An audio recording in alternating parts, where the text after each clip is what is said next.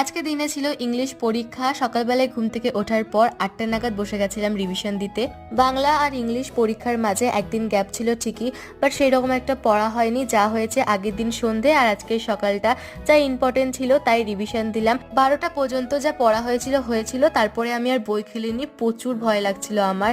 Fresh হলাম, স্কুলের uniform পরলাম, স্কিন কেয়ার করলাম, ব্যাগপত্র গোছালাম, তারপর চলে গেলাম লাঞ্চ করতে।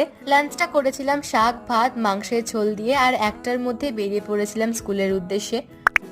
পরীক্ষা মোটামুটি ভালোই হয়েছে। স্কুল থেকে বেরোনোর পর আজকে বাস পেয়ে গেছিলাম, তাই আজকে বাসে করে রামপুরহাট ফিরছি। আর আমরা স্কুল যাওয়ার সময়ই ঠিক করে রেখেছিলাম ফেরার সময় আমরা আখের রস খাবো, তাই খুঁজে খুঁজে ফেরার সময় চলে এসেছি আখের রস খেতে। আবার পরে হাঁটতে হাঁটতে দুজন মিলে চলে এসেছিলাম বাড়ি। আর আজকের ভিডিওটা এই পর্যন্ত, এখানেই শেষ করছি। তোমাদের সবাইকে পরের এক্সামের জন্য all the best. Okay bye, stay positive.